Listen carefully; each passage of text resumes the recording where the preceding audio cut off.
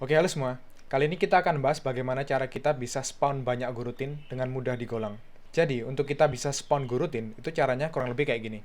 Pertama, kita perlu define fungsinya apa. Kalau di contoh kali ini tuh, di sini aku punya 3 fungsi, yaitu API call 1, API call 2, dan API call 3. Ketiganya akan aku panggil di dalam gurutin, dan untuk memanggil gurutinnya, kita tinggal tuliskan go di depan fungsinya. Seperti itu. Tapi ya, memang harus ada beberapa extra handling lah, kalau kita pengen berurusan dengan namanya gurutin. Kalau misalkan gurutinnya itu pengen kita tungguin. Jadi kan ketiga API ini misal aku call, itu kan kita pengen tungguin mereka ketiga-tiganya selesai, baru bisa masuk ke sini kan. Nah, untuk itu kita perlu tungguin. Caranya adalah dengan menggunakan wait group, cara yang paling umum kayak gitu. Dan wait group ini perlu dipanggil secara manual di API call yang ketiga-tiganya lah. Dan kita tungguin di paling akhir seperti ini. Dan juga ada extra handling lain. Jadi di gurutin itu harus ada yang namanya error handling. Kalau nggak ada error handlingnya, kalau sewaktu-waktu ternyata ada runtime error, atau kalau di Golang sebutannya panic, itu bisa aja nyebabin semua programnya error. Dan ini pernah kejadian juga di aku. Jadi aku manggil gurutin, gurutinnya itu melakukan sesuatu, tapi ternyata panic, dan ternyata web service-nya down semua. Jadi gurutin itu perlu extra handling. Contohnya itu kayak gini deh. Kan ini tadi kita udah contohin untuk wait groupnya ya. Dan kalau kita pengen contohin yang error, itu kurang lebih sama kayak di API call 3 ini. Kita terapkan fungsi recover. Tapi misal contohnya aku hapus dulu ya. Dan kita contohkan di API call 1. Misalkan di sini terdapat panic. Panic terserah, apapun lah ya. Pokoknya dia error, runtime error. Dan aku coba call programnya. Dia terdapat error, panic terserah. Dan apabila aku hapus, harusnya itu kayak gini. Dan ini programnya juga diam. Kenapa seperti ini? Karena terjadi deadlock. Deadlock itu terjadi apabila proses itu saling menunggu. Dan di main go ini, kan dia konteksnya dia menunggu wait di sini. Jadi dia deadlocknya itu di sini. Si mainnya menunggu waitnya selesai, tapi si WG-nya dia itu nggak kunjung selesai-selesai. Dan hal ini tuh terjadi karena WG itu kita perlu treat secara manual. Kita perlu selesaikan proses-proses yang ada di dalam WG itu secara manual. Jadi kita perlu panggil WG dan di sini secara manual. Nah, ini manual. Di sini manual. Dan juga di sini manual. Dan apabila aku jalankan ulang, nah dia baru bisa selesai programnya. Jadi seperti itu. Nah, dari sini kelihatan nih masalahnya, bahwa apa-apa itu harus kita lakukan secara manual, dan extra handling di gurutin itu sangat banyak banget, yang dimana itu rawan inkonsisten dan rawan lupa. Konsekuensinya adalah program kita ngebug, atau bahkan web service kita atau program yang kita jalankan secara terus-menerus tiba-tiba terhenti karena hal-hal tersebut. Makanya penting banget untuk mengautomasikan proses-proses ini, proses untuk memanggil gurutin yang secara kompleks dan panjang ini menjadi sebuah fungsi yang bisa kita lebih mudah pakai, gampangnya kayak gitu. Agar kedepannya nggak terjadi hal-hal kayak misal lupa atau inkonsisten seperti itu. Dan cara mudahnya ialah kita menggunakan package yang namanya AirGroup. Jadi AirGroup ini apa? Gampangnya AirGroup itu merupakan sebuah package yang membantu kita untuk memanggil banyak gurutin atau banyak proses. Dan ini bisa kalian cek di dokumentasinya langsung, kalian tinggal search AirGroup dan nanti bakal ketemu di halaman paling atas sini. Ini untuk dokumentasi resminya. Kalian bisa baca-baca sendiri lah ya. Oke, di sini aku bisa coba terapkan. Untuk itu kita perlu download terlebih dahulu buat package-package-nya. Pertama kita sesimpel go-get aja. Setelah selesai kita coba import. Nah, seperti ini. Dan AirGroup ini menyediakan beberapa fungsionalitas atau API. Contohnya di sini kita bisa coba group atau versi konteksnya pakai with context. Tapi di sini aku coba pakai AirGroup-nya doang. Nah, kita bisa kelompokkan dia menjadi seperti ini dan kita kasih nama group. Dan group ini dia memiliki beberapa metode seperti go, set limit, try go, wait, dan ya wait. Oke. Dan untuk memanggil gurutinnya kita cukup panggil go ini aja. Nah, go. Dan dia menerima anonymous function kayak gini. Nah, patternnya udah kelihatan nih, bahwa yang ada di dalam sini nanti akan dijalankan di dalam gurutin. Begitu juga kita bisa panggil dia secara multiple. Ya, aku return nil.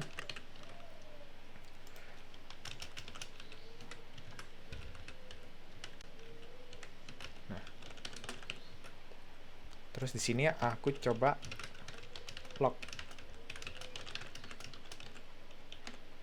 gurutin pertama terpanggil, dan di sini gurutin kedua terpanggil. Untuk contoh tadi aku komen terlebih dahulu. Begitu juga dengan program-program yang sebelumnya. Sini aku komen, lalu aku ini pindahkan ke bawah biar bisa lebih mudah dilihat. Oke, seperti ini. Kita coba jalankan programnya. Dan ternyata dia nggak mengeluarkan output apapun. Kenapa seperti ini? Karena balik lagi ke konsep sebelumnya, bahwa pemanggilan gurutin secara bersamaan, itu dalam beberapa kasus itu perlu kita tunggu. Nah, untuk kasus seperti ini, kan kita expect dia harus selesai semuanya, dijalankan semuanya, baru dia masuk ke end of programnya, kan seperti itu. Berarti kita harus tungguin ini secara manual juga. Dan untungnya, R group ini menyediakan API untuk kita nunggu dengan mudah. Nah, kita tinggal group dot wait kayak gini. Nah, dengan seperti ini, kita nggak perlu berurusan dengan yang namanya wait group, melainkan kita bisa pakai API yang sudah disediakan sama si R group ini dengan lebih mudah. Kita nggak perlu setup kayak gini. Dan keduanya akan menghasilkan hasil yang sama. Jadi, kalau kita pakai R group, itu bakal lebih mudah untuk kita manggil gurutin tanpa kita perlu lupa-lupa dari setup yang panjang kayak tadi itu. Kita coba terapkan di kasus API call kita.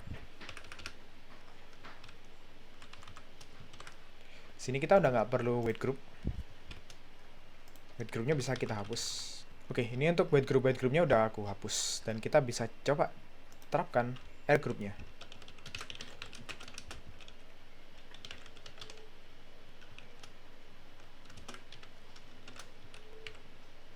Nah, di sini group.go.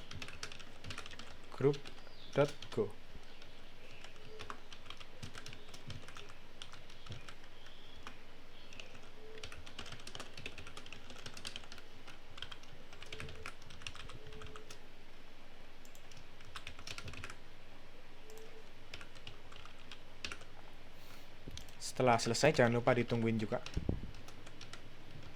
Kayak gini. Kita coba panggil. Berikut untuk outputnya, yang dimana ini sama seperti sebelumnya. Jadi dapat kita simpulkan kalau R group ini, itu dia memiliki fungsionalitas yang sama, hanya saja dia membantu proses kita memanggil gurutin lah ya. Nggak kayak tadi yang dimana kita perlu setup manual dari wait groupnya, terus wait-nya, terus done-nya, yang dimana itu rawan lupa. Tapi, sayangnya si R group ini masih belum bisa menyelesaikan masalah yang terjadi apabila terjadi panic di salah satu gurutin kita. Contohnya kayak tadi. Di sini kita tambahkan panic. Lalu kita coba run ulang. Jebret, dia masih terdapat error. Yang dimana errornya hanya terjadi di API call pertama, tapi programnya terhenti semua, tanpa dia meneruskan di API call 2, API call 3, bahkan ke sini. Dia nggak diteruskan, dan malah programnya tiba-tiba down. Dan sekali lagi masalah ini dapat menjadi masalah besar apabila penerapan di Golang itu merupakan web service yang dimana dia dituntut untuk jalan terus-menerus. Kalau tiba-tiba down dan nggak ada auto restart, ya service-nya down, nggak bisa diakses usernya. Kan itu masalah banget tuh. Lalu solusinya kayak gimana? Solusinya adalah kita bisa memodifikasi dikit package R group ini. Di sini aku buat package baru, namanya GoGroup, yang merupakan turunan dari R group yang sudah kita coba tadi. Dan untuk memodifikasi si R group ini, kita akan buat struct baru, namanya GoGroup. Dan si GoGroup ini, dia akan memiliki API yang sama dengan si fungsi R group. Kalau kita cek di fungsi R group tadi, di fungsi go-nya ini, kita akan override fungsi ini, fungsi go ini, ke fungsi baru kita yang ada di GoGroup.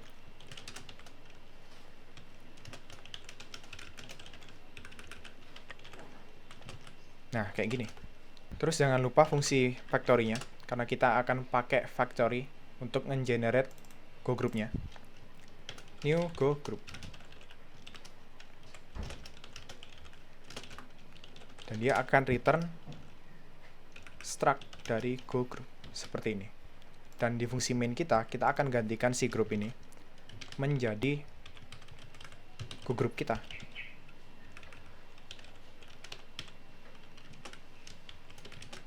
New GoGroup. Nah, kita sudah mendapatkan grup kita yang baru. Tapi di sini problemnya adalah kita perlu implementasikan wait-nya juga.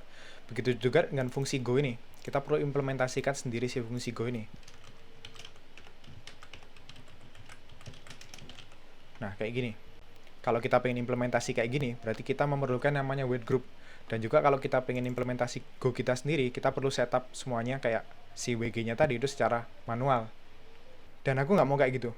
Daripada kita implementasikan semua metode yang ada di R group itu secara manual, kenapa kita nggak pakai metode yang ada di R group-nya aja? Untuk itu, di bagian struct ini, kita bisa tambahkan kayak gini. R group.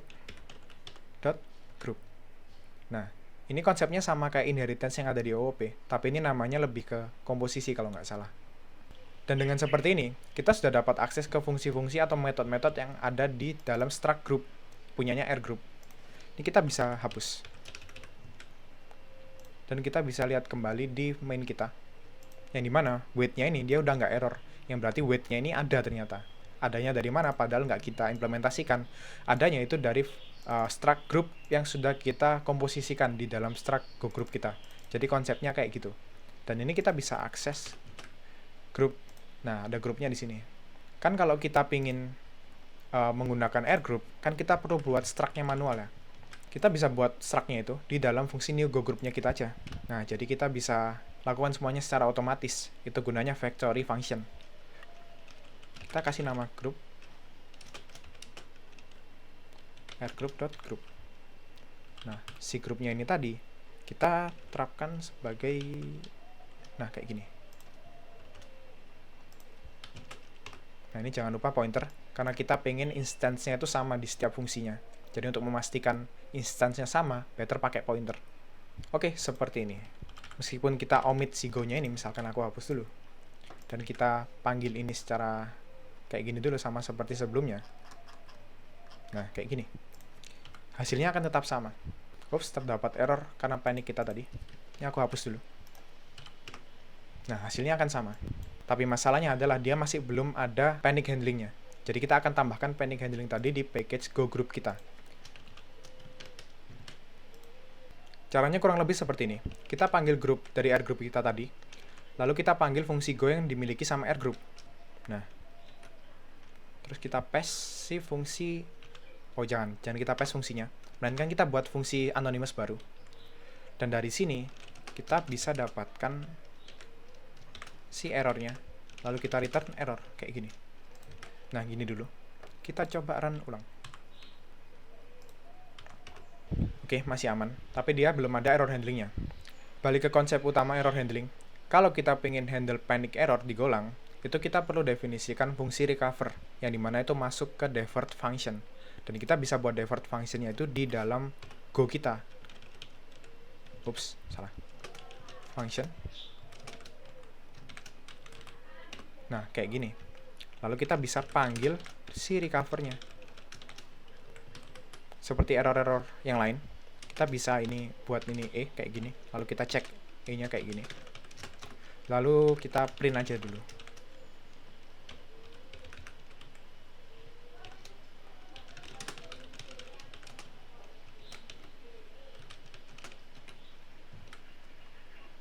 Nah, seperti ini. Kita jalankan, jangan dijalankan ulang, tapi kita coba tes paniknya dulu. Outputnya bakal kayak gini. Panic happen, panik terserah, yang dimana ini ada di API call pertama. Tapi yang lain tetap jalan. Nah, kalau caranya kayak gini, aplikasi kita bakal lebih robust kalau ternyata ada error di dalam Go rutinnya. Tapi masalahnya adalah program kita masih berjalan. Harusnya kalau ternyata ada error, misalkan dari API pertama ini, ya program kita setidaknya return errornya dulu. Jangan dilanjut semuanya kayak gini. Yang dimana ini bakal nyebabin bug, yang itu lebih sulit di-trace daripada panic. Untuk itu, kita bisa dapatkan si errornya itu dari fungsi wait ini. Wait ini kan dia return error. Kita bisa cek dari sini. Nah, kayak gini. Dan kita coba jalankan ulang. Dan ternyata errornya di sini nggak terdeteksi, yang berarti dia nil. Untuk itu, kita perlu konversikan si recover ini tadi menjadi error. Tapi caranya agak tricky. Misalkan di sini aku buat suatu error. Dan si panic happen ini aku konversikan dia menjadi error. Kayak gini. Nah, kita udah dapat error nih.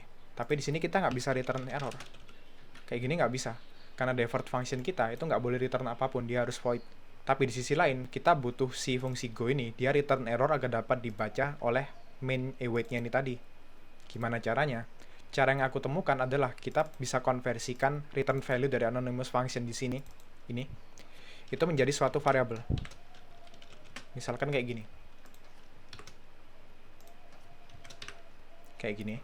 Dan di sini aku hapus. Nah, seperti ini. Dengan cara ini, kita bisa konversikan si error f ini menjadi error yang kita kehendaki, sehingga waktu dia return, dia bakal return errornya. Kita coba run. Nah, di sini terdapat error nih. Programnya nggak jalan ke sini. dia nggak jalan ke sini karena kan kita nggak ngelihat ada output total time ini ya. Di sini nggak ada total time, tapi si API 2 call ini merupakan hasil print dari fungsi API call 2 dan 3. Jadi dengan kata lain, fungsi error tidak sama dengan nil ini berhasil dia deteksi, sehingga dia bisa masuk ke sini dan kita bisa handle errornya dengan proper di sini. Kayak gitu. Dengan package GoGroup kita yang baru, kita sudah bisa otomasikan proses pemanggilan goroutine dengan lebih mudah dan juga dia lebih robust dari adanya error-error yang tidak terduga kayak gini. Lalu, kalian bisa kembangkan lagi nih si package GoGroup-nya. Misalkan kalian bisa implement custom error, yang dimana errornya itu nanti kalian bisa handle di fungsi main ini tadi. Nah, di error ini, kalian bisa handle tuh custom error kalian, sehingga kalian bisa nunjukkan message yang proper ke user kalian. Atau kalian bisa koneksikan ke perangkat-perangkat logger atau monitoring kalian di sisi package-nya ini tadi. Yaitu terserah kalian. Poin dari video ini adalah di sini aku pengen nunjukin gimana kita bisa spawn goroutine dengan mudah pakai air group, dan kita bisa kembangkan si air group ini menjadi package kita sendiri, yang dimana itu bisa kita customisasi lebih jauh lagi, misalkan dengan tambahan error handling ini tadi. Kayak gitu. Oke, sekian untuk video kali ini. Semoga bermanfaat. Apabila kalian suka, silakan like dan subscribe. Apabila kalian tidak suka, ya silakan dislike aja, nggak masalah. Oke, sekali lagi sekian dari aku. Semoga bermanfaat dan sampai jumpa di video selanjutnya. Bye-bye.